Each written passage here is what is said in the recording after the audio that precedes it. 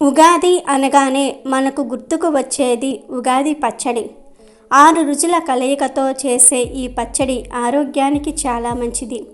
అదేవిధంగా మన జీవితంలో ఎదురయ్యే కష్టసుఖాలకు, మంచి చెడులకు, బాధలు సంతోషాలకు గుర్తు.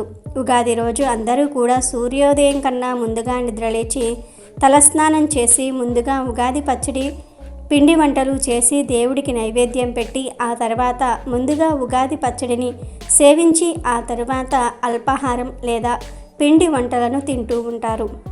పురాణాల ప్రకారం శ్రీ మహావిష్ణువు మాయ వలన నారద మహర్షి మానవ స్త్రీ రూపం పొంది ఈ జంజాటకాలలో పడి వివాహము, పిల్లలు మొదలైన మానవ జీవిత చక్రంలో ఇరుక్కుని పోతుంది. ఒక రాజును వివాహమాడి 60 మంది పిల్లలను పొందుతుంది ఆ యువతి. కాలగమనంలో యుద్ధ సమయమున ఆ పిల్లలను పోగొట్టుకుంటుంది. ఈ మాయ నుండి బయటపడ్డ ఆ యువతి అనగా నారదుడు ఇది అంతా ఆ మహావిష్ణు మాయ అని తెలుసుకుంటుంది. అంటే నారదుడు తెలుసుకుంటాడు.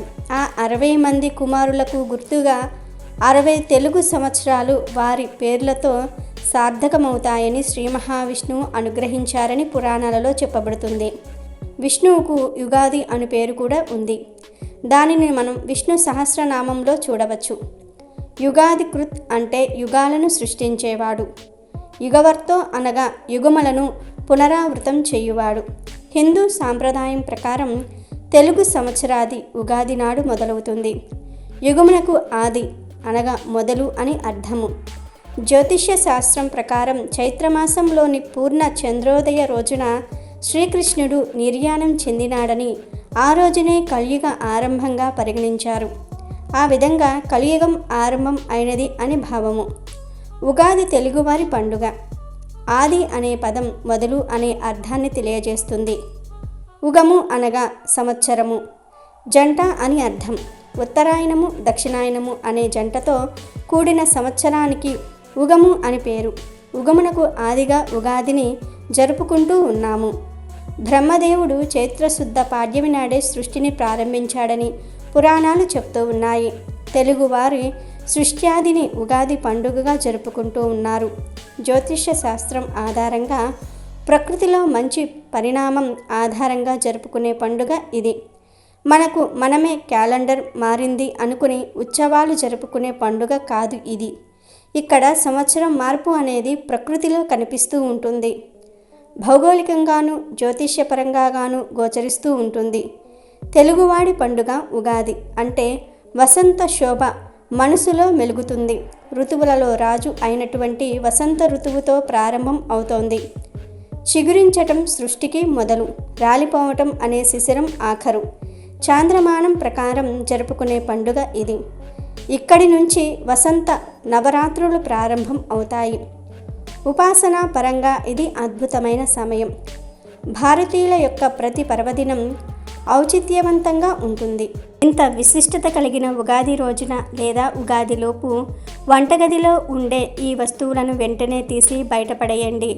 లేదా కొత్త సంవత్సరంలో అన్ని కష్టాలు బాధలే ఉంటాయి అంటున్నారు పెద్దలు మరియు శాస్త్రం తెలిసిన పండితులు కూడా.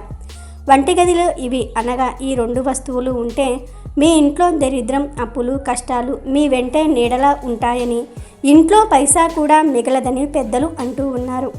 మరి ఆ వస్తువులు ఏమిటో ఈ వీడియోలో తెలుసుకుందాం. చాలామంది ఆర్థిక సమస్యలతో బాధపడుతూ ఉంటారు.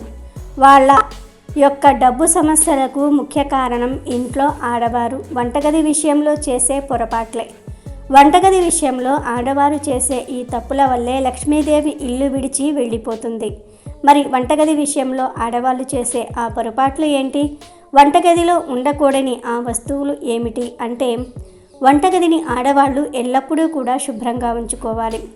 వంట పూర్తయిన తరువాత వెంటనే కూడా స్టవ్ను శుభ్రం చేసుకోవాలి. పాత్రలను కూడా శుభ్రం చేసుకోవాలి. ఎక్కువగా పేర్చకుండా ఎప్పటికీ అప్పుడు పాత్రలను శుభ్రం చేసుకోవాలి. చాలామంది ఆడవారు బద్దకించి అవి వాసన వచ్చేంత వరకు కూడా అక్కడే ఉంచేస్తూ ఉంటారు. షింక్ అంతా కూడా స్మెల్ వస్తూ ఉంటుంది. ఇలా ఉన్న చోట దరిద్ర దేవత తాండవం చేస్తుందని మన పెద్దలు అంటూ ఉన్నారు. ఎప్పుడో శుభ్రం చేస్తారు. అలా మాత్రం అస్సలు చేయవద్దు. లక్ష్మీదేవి అస్సలు ఇంట్లో ఉండదు. అలాగే వంటగదిలో ఈగలు, దోమలు, బొద్దింకలు, నుసములు లేకుండా చూసుకోవాలి.